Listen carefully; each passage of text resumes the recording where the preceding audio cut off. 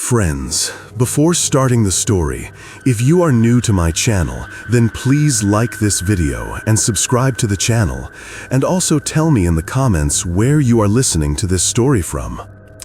I never thought my road trip across America would turn into a story I might never live long enough to tell.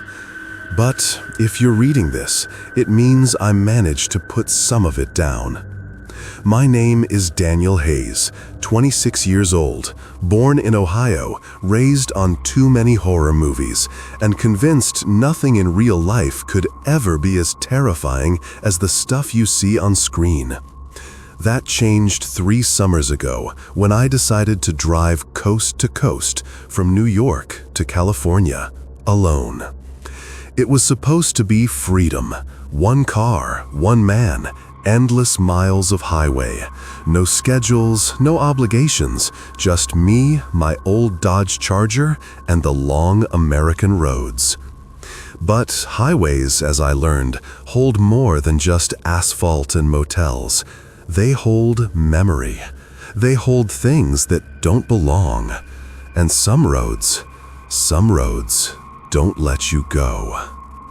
I remember the first stretch, leaving Brooklyn. My friends thought I was out of my mind. Drive it? Why not fly? They kept asking. But flying felt too fast, too easy. A road trip across America had always been one of those dreams in my head, an itch I couldn't scratch. From Route 66 postcards to dusty gas station photographs, I'd imagined myself out there, windows down, music blasting, a cigarette at my lips, even though I'd never smoked a day in my life. That morning, the city was still yawning awake when I left. The sun hadn't cracked the skyline, and the air smelled faintly of rain. The Charger rumbled beneath me like it approved of the journey. I pulled onto I-80, telling myself I'd stop whenever I felt like it, eat where I wanted, sleep where I wanted. A nomad in my own country. Funny thing is, when people talk about horror, they think of shadows in graveyards, haunted houses, empty woods. They don't think about highways. They don't think about the dead miles in between gas stations, how silence stretches in the desert, how night falls heavier on the road than anywhere else. But I learned soon enough that roads are haunted, maybe more than houses. The first unusual thing happened somewhere in Pennsylvania.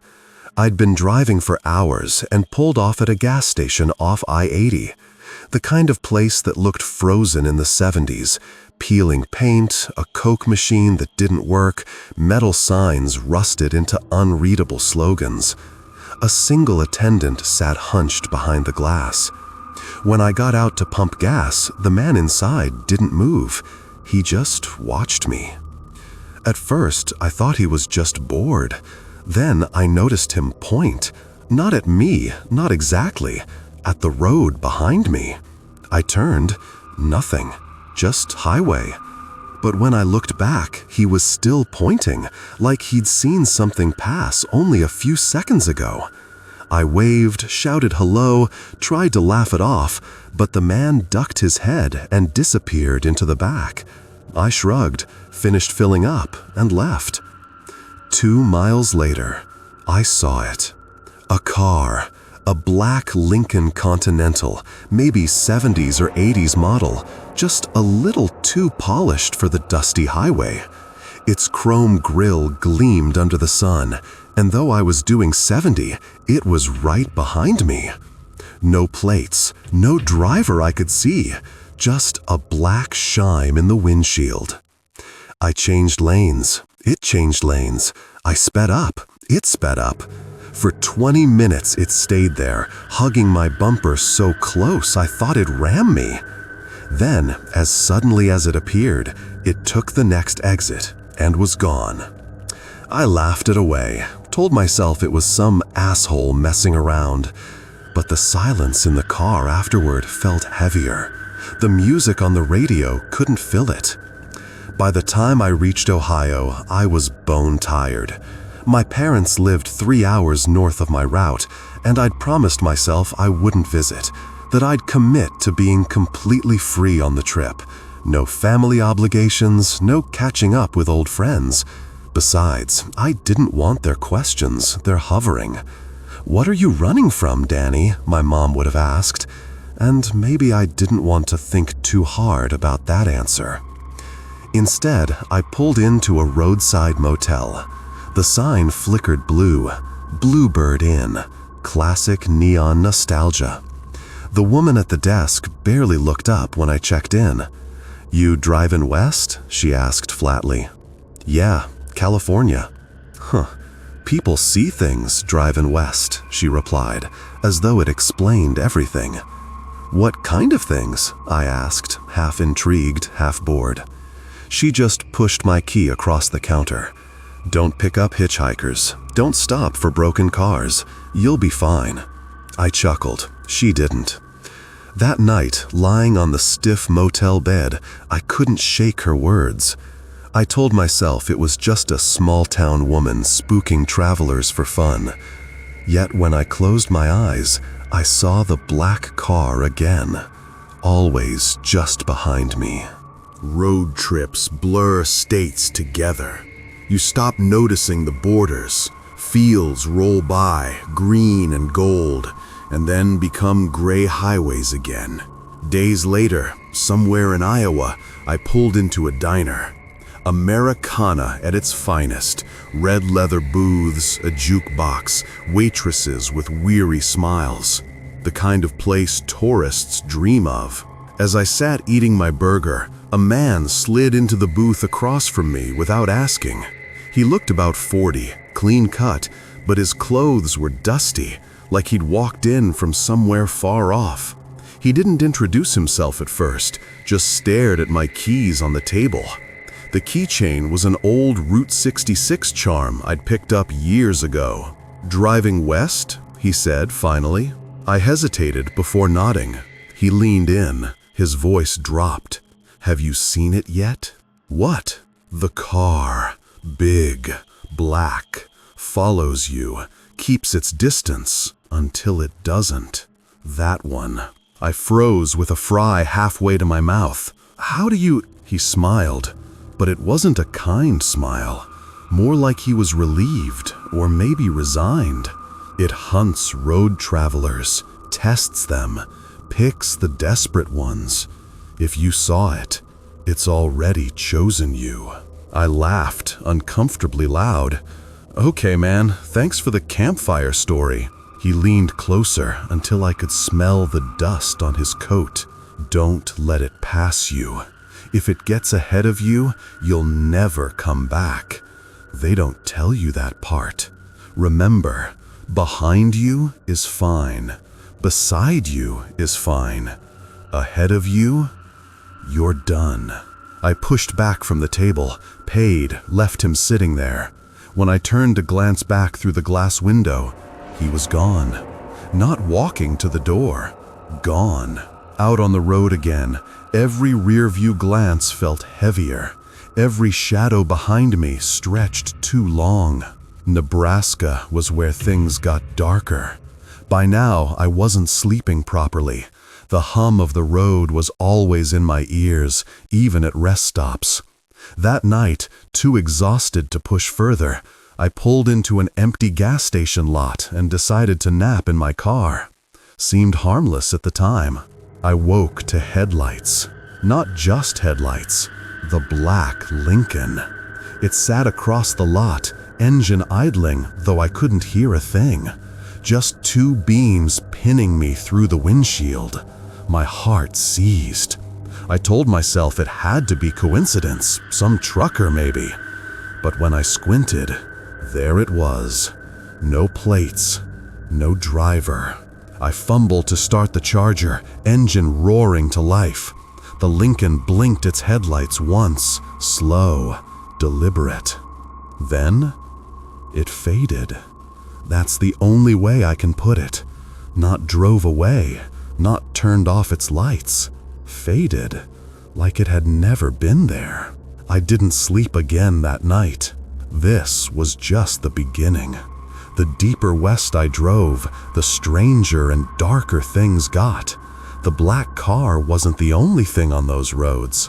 What I ran into in Wyoming and Utah made me wish I had turned back while I could. I left Nebraska at sunrise, bleary-eyed and jittery from too much gas station coffee. The road stretched out endlessly, cornfields giving way to wider plains, emptiness that made the Charger feel like a lone ship crossing some forgotten ocean. In the daylight, the terror from last night almost felt like a dream. Almost. But in the rearview mirror, I still caught myself checking. Always checking. Too often, my gut clenched at a truck or sedan, thinking it was the Lincoln again, that black ghost of chrome. It wasn't there. Not yet.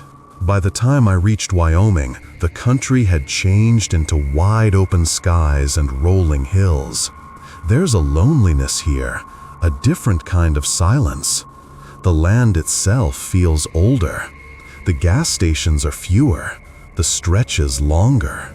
At one lonely rest area off I-80, I noticed something strange. The parking lot had around 6 cars, but there was no one inside the building. No workers behind the counter, no travelers lingering in the restrooms, no families unwrapping fast food on picnic benches. Just 6 cars. And silence. I stood in the doorway a long time before stepping in. The fluorescent lights buzzed above me. Half the vending machines had candy stuck mid-drop, like someone had slammed the power off mid-bite. I called out, "Hello?" My voice echoed. Nothing. I walked down the hallway toward the restrooms. All the stall doors stood open. Empty. When I came back out, one of the cars in the lot was gone. I hadn't heard an engine start. I didn't stay to find out more. A couple 100 miles later, I saw him. A hitchhiker. He was tall, thin, wearing a black duster coat that whipped in the Wyoming wind. His thumb stuck out lazily, as though he already knew I'd stop. And, for reasons I still can't explain, maybe exhaustion, maybe the motel woman's warning echoing ironically in my head, I pulled over. He slid into the car without a word and shut the door like it belonged to him. His face was shadowed beneath a wide-brimmed hat. "Headed west?" he asked after a long silence. His voice was low, scratchy, like gravel poured into a pipe. "Yeah, California. You'll never get there." I gripped the wheel, forcing laughter. "Thanks for the pep talk." He didn't laugh. He sat, too stiff, staring straight ahead at the empty highway. I tried to break the silence. "Where you from?" "Nowhere," he said plainly. "Been on this road a long time." Something in my chest sank as he said it, because his coat was coated in dust, his boots worn down, yet his face had no lines, just pale skin that looked untouched by the sun. Every mile stretched heavier. He didn't move, didn't shift, didn't blink much. After 20 minutes, I said, "So, where should I drop you?" He turned and finally smiled. His teeth were too sharp. "You'll know when it's time." The air in the car grew colder. I swear I could see fog rising at the edges of my windshield, even though it wasn't raining. I pressed the gas harder, trying to outrun the silence. Finally, as we rounded a bend, a truck roared past in the opposite lane. For just a second, the hitchhiker's reflection in my mirror wasn't his own face. It was the black grille of the Lincoln staring back at me. When I jerked my head to look at him again, the passenger seat was empty. By the time I rolled into Rock Springs, dusk had already bled into the sky. Everything looked rust-red, shadowed, uneasy. I found another motel, Western style, wooden siding, plastic wagon wheels tacked to the walls. Inside smelled of mildew and old carpet. I asked the clerk for a room. He was an older man with a crooked neck, skin sunburned from years under harsh skies. He eyed me too long before handing me the key. "Passin' through?" he asked. "Yeah, just one night." He leaned closer. "Sometimes it's better not to stop. Folks who stop here don't always leave." That cold pit in my stomach opened again. "What are you talking about?" He slid the ledger toward me. "Just sign the book." When I glanced down, I froze. Every single signature on the page was the same name. Neat block letters. Daniel Hayes. My name. Dozens of times, stretching back years. I shoved the pen back. Screw this. The clerk didn't stop me when I stormed out. He only called after me. "The road keeps you if it wants. Don't matter if you sign." I drove half the night before pulling over again. Utah is a strange place at night. Beautiful but terrifying. No fences, no walls, just open desert under a star-flooded sky. The horizon stretching too far in every direction. By now, fatigue weighed on me, but the gas gauge forced me off the road near a small desert town called Green River. The streets were empty. Not quiet. Empty. No people walking, no traffic at the pumps, no voices or televisions buzzing inside windows, just rows of parked cars and glowing porch lights. In the center of the town was a diner that still had its neon buzzing. Lou's Place. The door was open. I went in. Booths were set with silverware and half-filled mugs of coffee, steaming, like the people had all stepped away at once. From the jukebox corner, a faint hum began, music trying to start. I backed toward the door, but before I could leave, I heard engines outside. Headlights, rows of them. A dozen cars lined the street, each one with no driver. Engines idling in sync. Mostly old models, Buicks, Chevys, all shiny, all black.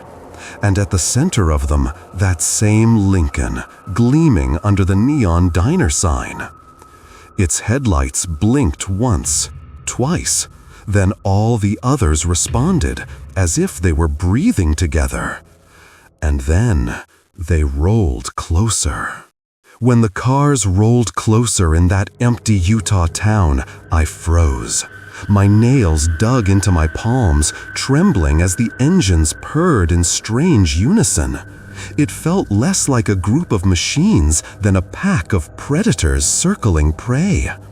The Lincoln remained at the center, its chrome grin shining like a wolf's under the neon diner light. And then they stopped, waiting. I don't know what compelled me, but flight took over.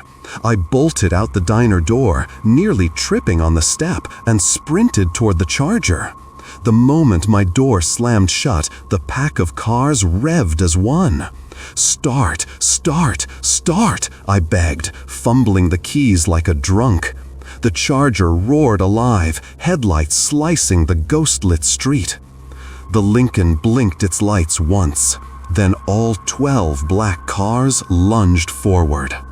I tore out of Green River like a bat out of hell, wheels screaming against asphalt.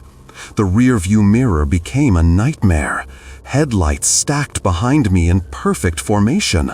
Not random, not chaotic, organized. I pushed 90, then 100. The Charger's engine wailed, rattling as I pressed harder. The highway stretched like a blade under the desert moon, empty and infinite. But no matter how hard I floored it, the Lincoln stayed directly behind me. The others fanned out, some drawing alongside, some vanishing into side roads, only to reappear miles ahead, idling on overpasses like scouts. They weren't chasing me at random. They were hurting me. The thought made my spine lock tight with dread. For 2 hours, this psychotic convoy kept me pressed against the wheel. Every time I tried to take an exit, one of the black cars merged to block me. Once, a Chevy swerved within an inch of my passenger side, forcing me toward the guardrail. I caught a glimpse through its windshield. Dark glass. No driver. Eventually, the road spat me into the wide expanse of the Bonneville Salt Flats, an endless white desert under a navy-black sky. Nothing out here but land that looks like bone and stars that look like eyes. As I sped across, the headlights disappeared behind me. The mirrors went black. Just me and endless white stretching into nothingness. At first, I thought I'd lost them. Relief crashed over me. For one breath, I even laughed, gripping the wheel so tight my knuckles burned. But then the radio came alive. I hadn't turned it on. Static bled through at first, then a man's voice, low and steady. "You can't run forever, Daniel." I almost swerved. What the hell? The voice crackled, distorted but sharp. "This highway doesn't let go. Once you've seen it, it sees you. They see you. You belong to the road now." I fumbled, hitting the dial, bashing the power button. Nothing. The knob twisted under my palm, but kept turning like bone in a loose socket. And then, just ahead of me, on that vast white desert, the Lincoln appeared, waiting dead center, its headlights twin spears of white. I slammed the brakes, tires screaming against crusted salt, fishtailing until the car stopped sideways. The Lincoln didn't move, just idled there, waiting like a predator letting its prey choose the next move. I punched the gas pedal, but when I swerved away, it was there again, 30 yards ahead, perfectly still. The distance never closed, never widened, always the same. That was the first time I admitted aloud, alone in my car, this thing isn't real. It can't be. But the panic coursing through me said otherwise. It was near 3 a.m. when my fuel needle dipped into red. Terror layered with exhaustion, I coasted back toward blacktop roads until the glow of a gas station appeared on the horizon like an oasis. "Thank God," I breathed, pulling in. The place hummed with neon. A dusty 76 station, pumps old but working. I killed the ignition and stumbled out, pumping gas as fast as I could. For a moment, reality felt solid again. Just me, a lonely gas station, the mundane hiss of fuel. Then I noticed it. The numbers on the pump weren't moving. The display was stuck, frozen mid-count. Yet the gas flowed, trickling impossibly into a tank that should have overflowed by now. The clerk inside the glass booth raised his head. His face wasn't right. Lips too thin, smile too wide, and his eyes completely black. I dropped the pump and bolted back for my car. Behind me, I heard the pumps click one by one, engaging themselves as if invisible drivers had pulled up. A sea of headlights flicked on around me. The convoy was back. By dawn, I had crossed into Nevada, brain fried, body aching, nerves shot. I hadn't slept in almost 2 days, my veins buzzing with fear and caffeine. But Nevada isn't forgiving. The roads between stretches of desert are endless. When the first ghost town appeared, a collection of dead buildings around a broken-down saloon, I pulled in without thinking. Silence greeted me. Boards on windows rattled in light wind. My shoes crunched on sand-strewn planks as I stepped out. I don't know why I went in. Maybe desperation.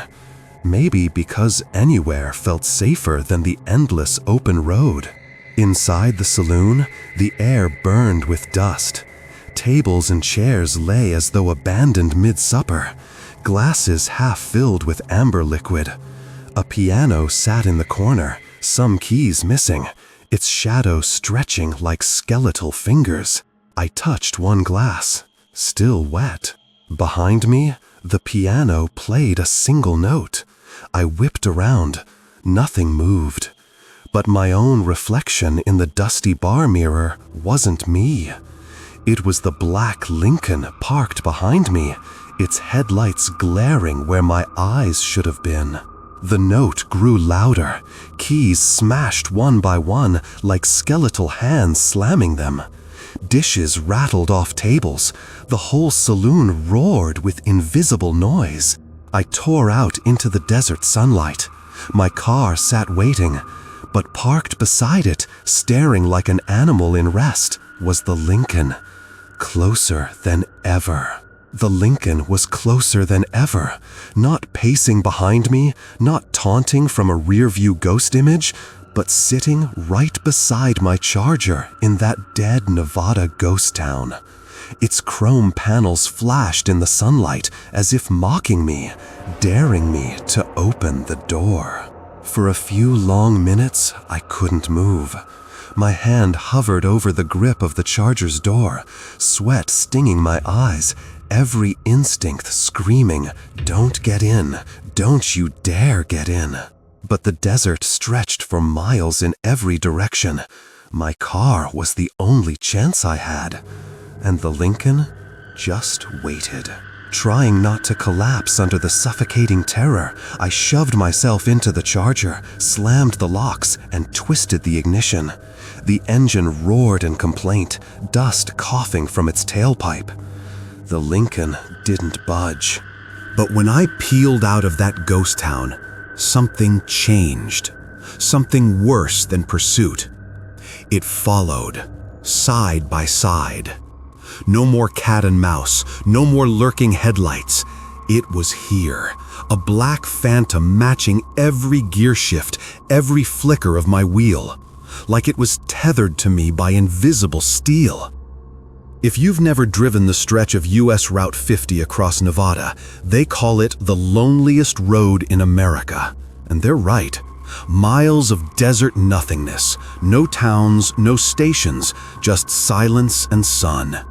That emptiness swallowed me whole now as I pounded the gas, trying to shake the shadow glued to my side. Every time I glanced at it, I saw no driver, just perfect gleaming chrome, black windows like coffin lids. Anger burned through my panic. Something snapped in me. You want to chase? Fine, damn it, let's go. I floored it. The Charger screamed, lungs burning as the speedometer climbed past 110. The Lincoln climbed with it, smooth as silk. I jerked the wheel, veering left, dirt spraying as my car fishtailed halfway off asphalt. The Lincoln mirrored me instantly, its nose barely a yard from plowing mine into the sand. I swerved opposite, slamming back onto the road. The Lincoln ghosted back like a shadow welded to my side. It wasn't chasing me anymore. It was tethering me. Not predator and prey, but partners, locked together on rails I couldn't see. And then the voice came back through the speakers. "You've lasted longer than most, Daniel. The radio wasn't even on. You could stop running. You could let it in." My teeth clenched so hard my jaw ached. "Screw you, whatever you are." The voice chuckled, metallic, layered, as though several men laughed together. "Don't pretend you're not curious. Every driver thinks about it. What happens if I let go of the wheel? What happens if I stop fighting the road?" My palms were slick with sweat, and God help me, for a second I understood what it meant. The pull was there. Let it take control. Just a second of surrender, and it'll all be easier. That second nearly killed me. I blinked, and suddenly I wasn't on the road. My Charger flew across salt, rocks hammering the axle, frame rattling like bones in a tin can. I'd almost drifted completely off course into pure desert. "You won't last," the radio hissed. "No one does." But I fought back. I dragged the wheel, shoved myself back to asphalt, engine howling like a wounded animal. The Lincoln vanished again. It didn't fall behind this time. It blinked out, like smoke dissolving into air. And I felt no relief this time, only the tightening certainty that whatever this thing was, it wasn't chasing me to wear me down. It was shepherding me to somewhere. By the time I reached Ely, Nevada, my car was half dead, rattling with every bump.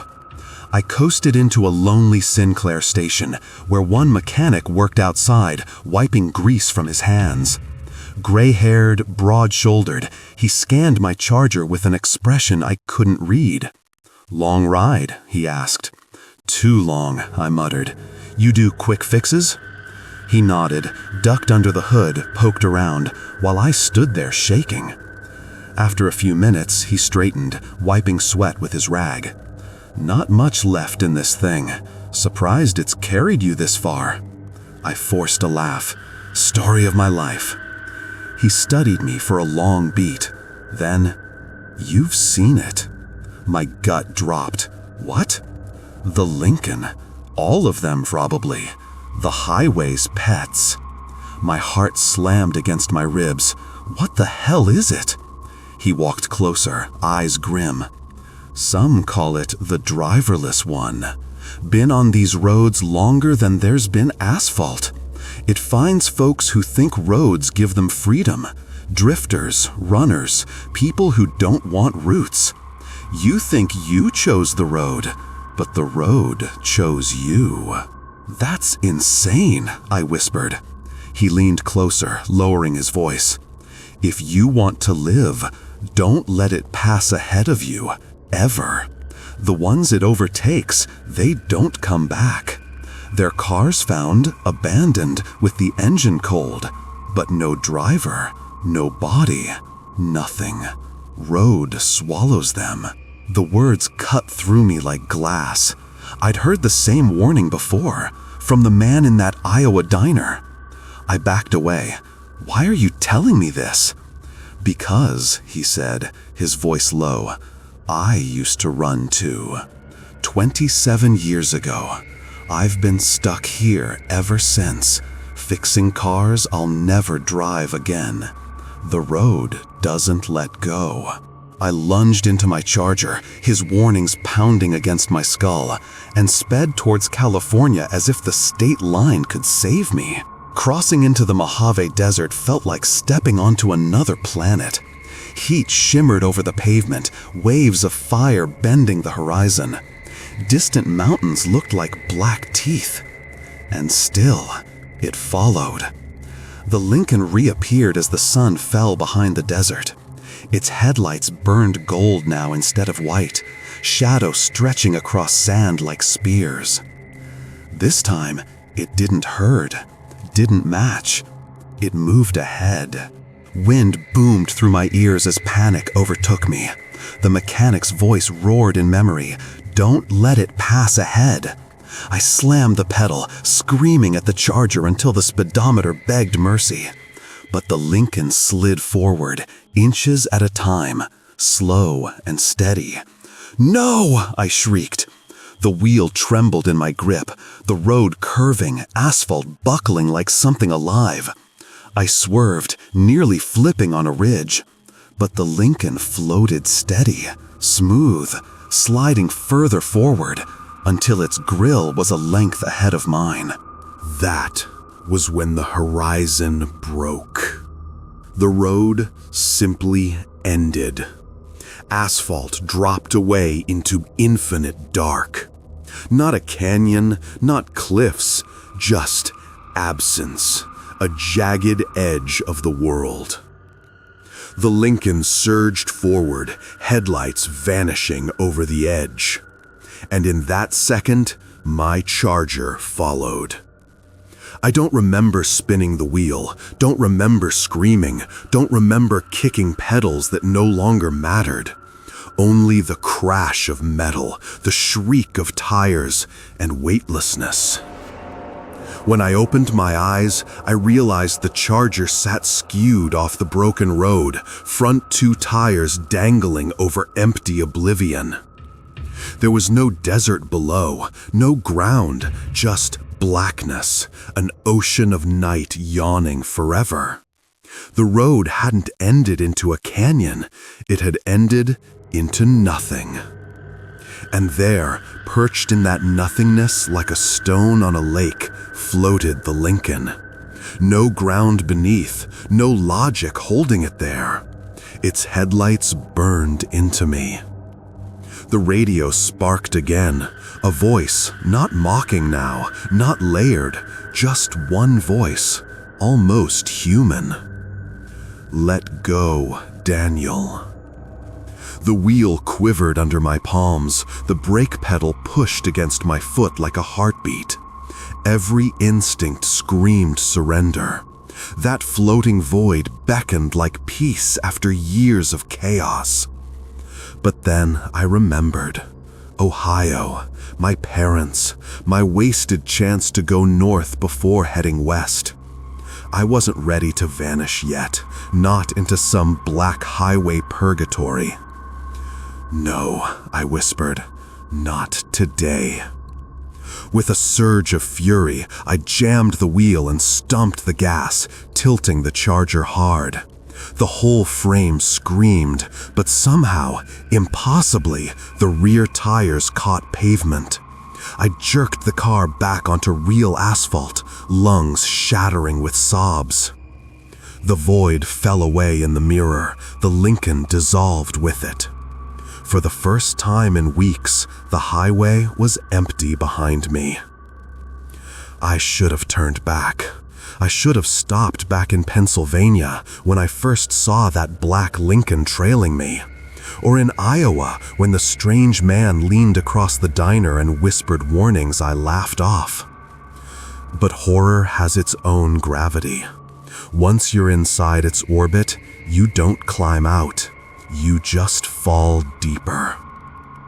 California was supposed to be the finish line, a coast-to-coast escape, proof that I could pull free from gravity and live untethered. By the time I crossed into the state, I was more ghost than man, unshaven, clothes stiff with sweat, eyes dry and cracked from staring too long back at the road. And yet, for the first time in weeks, the Lincoln was gone. Days passed without it. I drove through Owens Valley under brilliant Sierra peaks. I slept in motel beds without headlights burning through windows. I even ate at a small diner near Bakersfield, where human voices actually sounded human again. The world came back to itself. But the silence felt wrong, empty, not peaceful. Like an orchestra holding its breath before the final note. I reached the coast just past midnight, pulling onto a cliffside turnout near Big Sur. My Charger rattled one last protest before falling silent, exhausted beyond repair. I killed the lights, stepped into the vast salt air, and for a moment I believed I'd made it, that I had outlasted the black car. The Pacific stretched endless in front of me, waves gnawing at rock hundreds of feet below. Behind me, Highway 1 curled back into darkness, a serpent of pavement that carried everything I had fled across thousands of miles. I leaned against the hood, breathing ocean. Maybe, I thought, this was what freedom actually was. To be nowhere and no one, untethered by maps or clocks. I almost believed it. until I heard the engine. Low, patient, a growl rolling out of the darkness behind me. I turned slowly, already knowing. There it was, the Lincoln. Black paint shimmering under the moon, chrome grin flashing wide and merciless. Parked at the curve of the turnout like it had all the time in the world. Headlights lit, stabbing me against the cliff. Some primal part of me broke then. I screamed into the night, fists slamming the Charger's hood until my hands bled. "What do you want from me?" The headlights dimmed. A pause. Then the radio crackled alive again inside my car. No static this time, no distortion. Just one voice, steady, calm, almost kind. "You've driven far enough, Daniel." I shook, chest heaving. Then what? You take me? You kill me? Is that what this whole road meant? "No," the voice said, "not kill. The road offers." Offers what? Continuance. And God help me, I understood. It wasn't chasing me to destroy me. It was recruiting. Every drifter, every lost soul chewing up miles of blacktop without destination. This was where they went. They didn't disappear. They became part of it. The highway's guardians, its fleet of empty cars. That was the offer. Eternity on the road, driverless. The Lincoln's door creaked open. For the first time, something tangible, an invitation. The driver's seat shimmered with shadows, space enough for one more. Every nerve in me screamed, "Run!" But another voice, quieter, deadlier, whispered, "You've been running your whole life. Wouldn't it be easier to stop?" I thought of the road behind me. Every motel, every diner, every washed-out face that had warned me. The mechanic in Eli, the stranger in Iowa, the woman at the desk in Ohio. Not random, not warnings. They were echoes. Other drivers, other runners who finally gave in. I stepped forward, bare feet crunching gravel, blood drying on my fists.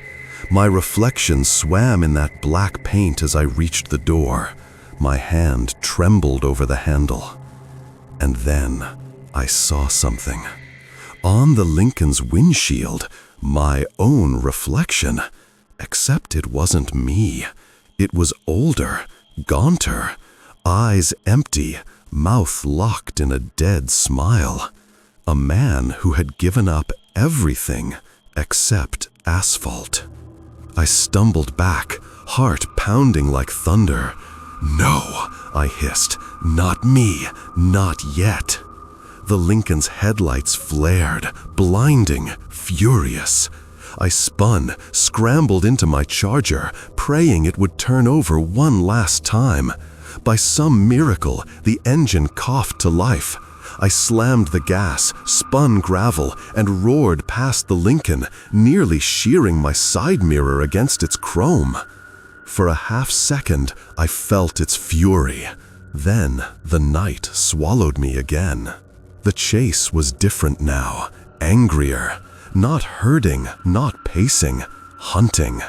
The Lincoln shrieked behind me, its engine no longer smooth but animal, a roar that made the road tremble. I flew down Highway 1, cliffs yawning black to my left, mountains crowding my right. The Charger shuddered like it would tear itself apart, my speedometer needle slamming against limits it hadn't touched in 20 years. But it didn't matter how fast I went. The Lincoln closed the gap inch by inch, headlights drilling into my skull. The cliff curves sharpened, the guardrails looked flimsy. I remembered every warning. Don't let it pass you. Don't let it overtake. But I also knew I couldn't hold it off forever. At the final bend, the headlights blazed up beside me. The Lincoln pulled level. Its grille flashed silver fangs. Inch by inch, it began to nose forward. And I made my choice. I cut the wheel.